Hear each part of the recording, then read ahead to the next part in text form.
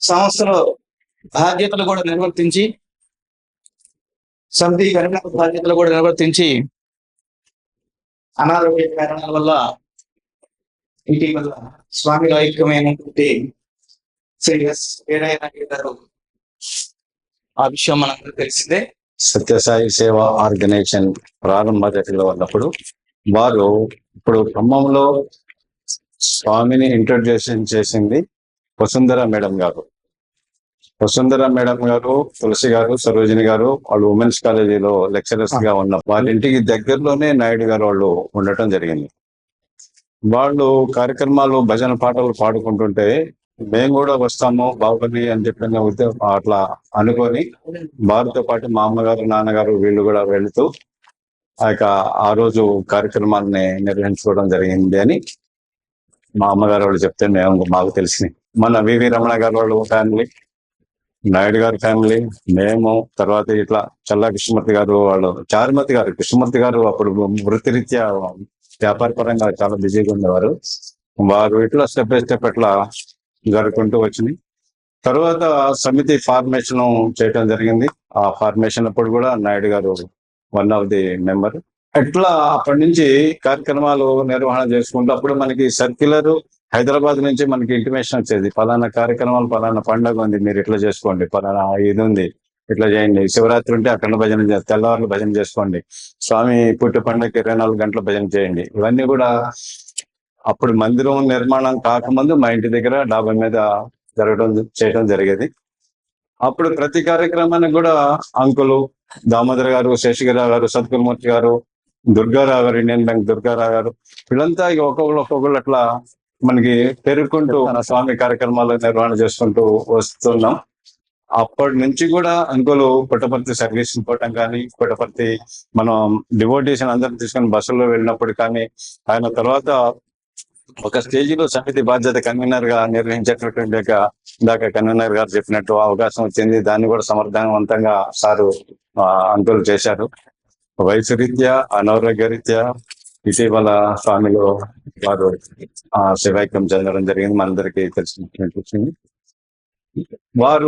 వారి పాప అమెరికాలో ఉంటున్నారు కాబట్టి ఇక్కడ తను వాళ్ళ అమ్మగారిని అక్కడనే ఉంచలేక తను కూడా తీసుకెళ్ళబోతున్నారు. ఈ సందర్భంగా మనందరికీ పరిచయం చేద్దామని చెప్పేసి మనం అక్కడికి వాళ్ళని ఆహ్వానించడం జరిగింది. వారు ఎక్కడున్నా కానీ స్వామి ఆశీస్సులు వారి కుటుంబానికి అందించాలని చెప్పి మనందరి తరపున స్వామివారిని ప్రార్థిస్తూ, వారి పాపకి మనం చెప్పేది ఏంటంటే నాగమణి గారికి ఏ చిన్న అసౌకర్యం లేకుండా చూసుకోవాల్సిందిగా మనందరి తరపున వాళ్ళ పాపని రమాదేవిని కోరుతున్నాం, మరొకసారి విన్నపం చేస్తున్నాం. అయితే అంకులు ప్రతి ఏదైనా సరే నిబద్ధతతో అప్పుడు ఆ రోజుల్లో మందిరం కట్టిన కొత్తలో ఇక్కడ మనం ఆ గుట్ల బజార్ నుంచి ఆ ఏరియా నుంచి ఇక్కడికి రావాలంటే సౌకర్యాలు ఉండకపోయాయి. సైకిల్ మీద రావడానికి కూడా మనకి అయ్యప్ప స్వామి గుడి యువతల నుంచి కొంచెం ఇబ్బందికరంగానే ఉండేది. దానికి తోడు మహాభారతం, రామాయణం సీరియల్ అప్పుడు టీవీలో స్టార్ట్ అయినాయి. దూరం అని చెప్పేసి మందిరంలో ఆదివారం చేద్దాం అనుకున్నాం. అదే టైంలో ఆ సీరియల్స్ ఉండటం వల్ల ఎవరు రాలేకపోయేది, అందరూ ఆ టీవీ కత్తుకుపోయేటోళ్ళు. అంకుల్ ఒక్కడే వచ్చేసి ఇక్కడ ఓంకారం చెప్పి కొబ్బరికాయ కొట్టి 4 పాటలు పాడి హారతి ఇచ్చి అట్లా కార్యక్రమాన్ని ఆగకుండా విజయవంతంగా పూర్తి చేసినటువంటి సంస్థ అభివృద్ధి చెందాలనే ఆలోచనతో ఉన్నటువంటి వారి యొక్క ఆలోచన మనం ఇంకా ముందుకు తీసుకెళ్తామని చెప్పి కోరుకుంటూ ఈ అవకాశం ఇచ్చినందుకు మనందరికీ చాలా పరిచయమైన వ్యక్తి, కొత్త వాళ్ళకి జరిగిపోవచ్చు అంకుల్. గత 2 సంవత్సరాలు 3 సంవత్సరాల క్రితం వరకు కూడా ప్రతిరోజు నగర సెక్రటరీకి వచ్చేవారు. వయసు రీత్యా ప్లస్ వారికి జరిగిన నష్టం, బాబు మ్యారేజ్ అయిన తెల్లారి చనిపోవడం జరిగింది. మనందరికి తెలిసిందే. చాలా అంత బాధ ఎవరికి కూడా, పగవాడి కూడా కలగకూడదు. అక్కడ మ్యారేజ్ అయింది, సత్తుపల్లి నుంచి ఖమ్మం వస్తున్నారు, దారిలో యాక్సిడెంట్ అయింది, దారిలోనే బాబు చనిపోవడం జరిగింది. అందరం మేము సత్యనారాయణ స్వామి వ్రతానికి వాళ్ళ ఇంటికి వెళ్ళాం. ఈ విషయం తెలిసి అందరం మళ్ళా మెసేజ్లు పెట్టుకొని అక్కడికి కార్యక్రమానికి అటెండ్ అవ్వడం. అంకుల్ చాలా నిగర్వి, అసలు ఎక్కడ గర్వం అనేది ఉండేవారు. అంకుల్ కంటే ముందు గుర్రం రామారావు గారిని కన్వీనర్ చేశారు. ఎందుకంటే రామారావు చెప్పిన విషయాలు మళ్ళీ నేను మాట్లాడకుండా, గుర్రం రామారావు అంత పెత్తనంగా ఉండేది ఆయన. నేను కన్వీనర్ని, నేను చెప్పినట్టు మీరు తినాలి అని మాత్రం ఎక్కడ పార్టిసిపేట్ చేయాలి అట్లా ఉండేది ఆయన. ఆ సిచ్యువేషన్స్ లో దాన్ని కట్టుకోలేక ఈయన తీసి ఎవరిని పెడదాం ఆలోచిస్తుంటే ఎవరిని పెట్టినా ఆయన సతాయిస్తాడు అందరినీ అనే ఉద్దేశంతో అంకుల్ని పెట్టేటట్టు దాన్ని ఒప్పుకుంటాడు, ఈ న్యూట్రల్గా ఉంటాడని నాయుడు గారిని కానీ వెళ్ళక పెట్టడం జరిగింది. అప్పుడు మేము చిన్న పిల్లలుగా యూనిట్ ఇన్ఛార్జీలు అట్లా ఉన్నాం. అంకుల్ ఎంత కమిట్మెంట్ అంటే ఇప్పుడే కన్వీనర్ గారు కూడా చెప్పారు, ఈ ఈ వాస్తు రీత్యా సరైన వాస్తు దొరక్క మనకి ఈ స్వామి డయాస్ అటు ఉండేది కొన్ని రోజులు. ఒక 2-3 నెలలు అయినాక ఒక వాస్తు ఆయన ఇటు ఉండాలనేవాడు, మళ్ళీ ఇటు పెట్టేవాడు. మళ్ళీ 3-4 నెలలు అయినాక ఇంకొక చోట మళ్ళీ అటు ఉండేవాడు. అట్లా 5 సార్లు జరిగాం వాస్తు. అంటే స్వామి డయాస్ అటు మనం ఇటు తిరిగేది, మళ్ళీ స్వామి డయాస్ ఇటు మనం ఇటు తిరిగేది. అట్లా 5-6 సార్లు మార్చాం. అప్పుడు ఎదురున్న రోడ్డు లేదు, ఈ సందులో రోడ్డు ఉండేది, ఇప్పుడు కొత్తగా ఏర్పడిన రోడ్డు ఉండేది.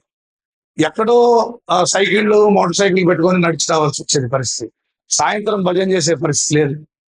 మార్నింగ్ 9 o'clock భజన పెట్టుకున్నాం. రామానంద సాగర్ అది రామాయణం భారతం వచ్చేది, అందరం టీవీలకు అతుకుపోయేవాళ్ళం. అంకుల్లో కూడా కొబ్బరికాయ పట్టుకొని వచ్చి చూసి ఒక గంట చూసి కొబ్బరికాయ కొట్టి స్వామికి హారతించుకొని వెళ్ళిపోయారు.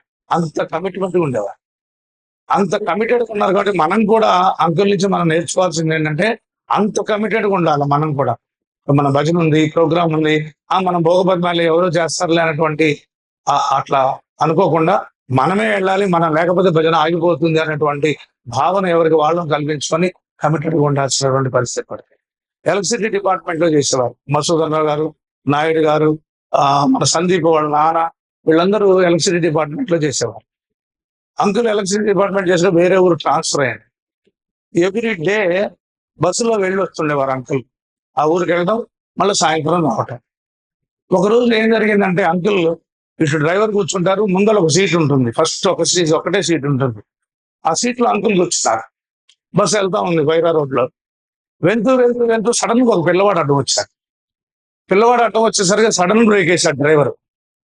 ఆ సడన్ బ్రేక్ తో అంకుల్ లేచిపోయి ఆ గ్లాస్ మీద పడ్డారు, ముందున్నటువంటి గ్లాస్ మీద పడ్డారు. ఆ గ్లాస్ కూడా అవతల పడింది, అంకుల్ అవతల పడ్డారు. పొట్టకాడి నుంచి పై భాగం అంతా బస్సు అవతలు ఉన్నారు. వెనక సీట్లో కూర్చున్న వాళ్ళు లేచి 2 కాళ్ళు పట్టుకున్నారు గట్టిగా. అంటే సగం బస్సు నుంచి ఏలాడుకున్నారు, 2 కాళ్ళు వీళ్ళు పట్టుకున్నారు కింద పడకుండా. అట్లా ఆగిపోయారు అంకుల్. డ్రైవర్ ఏడుస్తుండే. ఎందుకు ఏడుస్తుండే? వాడి బాధ వాడిది. ఈ గ్లాస్ పోయి కింద పడితే పగిలిపోతే అప్పట్లో 500 రూపాయలు ఉండేది ఆ గ్లాస్. 500 వాడు కట్టాలి. ఈయన కోసం వీళ్ళందరూ బాధపడుతూ లాస్ట్ కట్టేది పైకి లేపారు. ఆ సగం బస్సు నుంచి లోపల లేపిన తర్వాత వాడు ఏడుస్తుంటే ఏంట్రా బాబు అంటే నా అద్దం పగిలిపోయింది, అందుకోసం మరి నేను 500 కట్టాలంటే నువ్వు ఏమో బాబు ముందుకు వెళ్ళి చూస్తే అంకుల్ ఇప్పుడు ఒక ఫోటో ఉండే, స్వామి ఫోటో. ఎప్పుడైతే అంకుల్ ఇట్లా బోర్ల పడ్డారో ఆ ఫోటో ముందు వెళ్ళిపోయింది కిందికి. ఆ ఫోటో మీద గ్లాస్ పడింది, ఏమి కాలే గ్లాస్, గింత క్రాచ్ కాదు. అంటే అంత ఫాస్ట్ గా స్వామి వెళ్ళిపోయి అంకుల్ని రక్షించడమే కాదు, కాళ్ళు పట్టుకొని ఈ గ్లాస్ ని కూడా రక్షించారు. వాడికి ఏం ఇబ్బంది లేకుండా మంచి తెచ్చి లోపల పెట్టుకుని సంతోషంగా వెళ్ళిపోయారు. ఆ మెరకిల్ చెప్తే అంకుల్ మళ్ళా సమితిలోకి వచ్చి చెప్తే ఒళ్ళు గడిపొచ్చు. అంటే భగవంతుడు మన నుంచి ఎక్కడన్నా ఏదన్నా సేవ అవసరం ఉంది అనిపిస్తే ఖచ్చితంగా రక్షిస్తాడు. మన సేవ అయిపోయింది అనుకుంటే పంపిస్తాడు. ఎప్పుడు పంపిస్తాడు తెలియదు, ఎప్పుడు రక్షిస్తాడో తెలియదు. అది ఆయన చేతిలో ఉంటుంది. మన చేతిలో ఏముంటుందంటే ఎప్పుడు మనం సేవ చేసుకుంటూ పోతుండాలి. ఇన్స్ట్రుమెంట్ తుప్పు పడకుండా చూసుకోవాలి. తుప్పు పడితే అయస్కాంతం లాగదు. ఇందాకే గురుగారు చెప్పారు. అంటే మనం ఎప్పుడు స్వామి సన్నిధిలో ఉంటే స్వామి కూడా ఒక మాట చెప్పారు, ఒక మంచి సేవ చేస్తే మీకేమిస్తానో తెలుసా బంగారం అన్నారు. మనం అనుకున్నాం ఏమిస్తారు స్వామి అంటే ఇంకొక సేవ చేసే అవకాశం ఇస్తా అన్నారు స్వామి. అంటే మంచి సేవ మనం చేసామంటే ఇంకొక సేవ చేసే అవకాశం మనకి ఇస్తారు. అట్లాగే నాయుడు అంకుల్ మనకి అట్లా చేశారు. మనం రమణ కూడా చాలా అందరం చప్పట్టుతోనే తనని గౌరవించాలి. ఎందుకు చెప్తున్నానంటే అంకుల్ ఇట్లా అయ్యారని తెలియగానే మేము చకచక అక్కడికి వెళ్ళాం. వెళ్ళిన తర్వాత అక్కడి నుంచి హాస్పిటల్ తీసుకెళ్ళి 2 రోజులు వచ్చారు. రమ వస్తున్నాను. ఇవాళ మీకు తెలుసు యుద్ధ వాతావరణం, ట్రంప్ పెట్టేటువంటి ఆంక్షలు, అన్ని పరిస్థితుల్లో పిల్లవాడిని వదిలి భర్తను వదిలి తనొక్కది గబగబా ఇక్కడికి వచ్చేసింది. నాయుడు గారికి 2-3 తమ్ముళ్ళు ఉన్నారు, 3 తమ్ముళ్ళు ఉన్నారు. తమ్ముళ్ళు మేము తలగొరు పెడతామంటే తను ఏమన్నదంటే అన్నయ్య లేకపోయినా కానీ నేనున్నాను, నేనే తలగొరు పెట్టింది. అంటే నేను అమ్మాయిని కాదు వాళ్ళ అబ్బాయిని, కమిట్మెంట్ అన్నమాట. అట్లాగే మాట్లాడా, ఏమ్మా మరి ఏంట్రా పరిస్థితి అంటే ఏం లేదు అంకుల్, ఇప్పుడు అమ్మ ఇక్కడ ఉంటే చికాకు అవుతుంది, మిచిగాల్లో ఉంటాను నేను, ఇద్దరం కలిసే వెళ్తాం అని చెప్పి వచ్చింది. అంటే తనకు వీసా పడతదో తెలియదు, పడదో తెలియదు, పోలేస్తున్నో తెలియదు, పోలేనో తెలియదు. డాడీకి ఇట్లా జరిగింది, మమ్మీ ఇబ్బంది పడకూడదు అనేటువంటి ఒకే ఒక ఉద్దేశంతో టక్మన్ ఇక్కడికి వచ్చింది.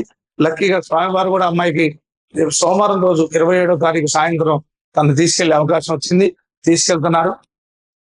ఇందాక ఉస్మారావు చెప్పారు, అంటే మనం కూడా చెప్పాల్సిన అవసరం లేదు, అంత కమిట్మెంట్ ఉన్న అమ్మాయి కాబట్టి ఉన్నొక్కదానివి ఉన్న అమ్మని మంచిగా చూసుకుంటూ సత్యసాయి సంస్థ అక్కడ కూడా ఉంటుంది, మీ మిషన్లో కూడా అక్కడ కూడా స్వామి సంస్థలో పాల్గొంటూ స్వామి కార్యక్రమాల్లో పాల్గొంటూ ఇద్దరు కూడా స్వామి ఆశీస్సులు పొందాలని కోరుకుంటూ జై సాయి. అడిగితే ఆల్మోస్ట్ వాళ్ళు మాకని చాలా ముందరంలో సత్సాయి ఆర్గనైజేషన్ అక్కడ సేవలు అందించారు. మాకు అంటే మాదని ఎక్కువ చెప్పగలిగి రామచంద్రరావు బాగా పరిచయం ఎక్కువ, వాళ్ళు చెప్పుకుంటారు. మేము తర్వాత వచ్చేవాళ్ళం కాబట్టి వారి పరిచయం ఉంది. ఒకసారి కూడా మనం ఇక్కడ మందిరంలో గతంలో సమితి కన్వీనర్ చేసిన అందరికీ ఒక సన్మాన కార్యక్రమాలు పెట్టి ఒకసారి అందరినీ సన్మానించడం జరిగింది.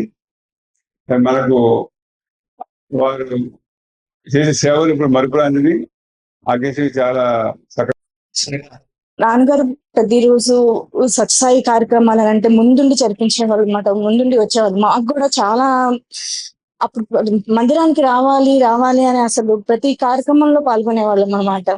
బాల వికాస్ కార్యక్రమాలకి, సత్సాయి కార్యక్రమాలకి అన్నిటికీ కూడా వచ్చి కమిటెడ్ గా నాన్నగారిని చూస్తే చాలా ఇన్స్పిరేషన్ గా ఉండేది. ప్రతిసారి కూడా సమితికి వచ్చి ఏదో ఒక సేవ చేయాలి, ఎంతో కొంత అని చాలా ఉత్సాహంగా ఉండేది అనమాట.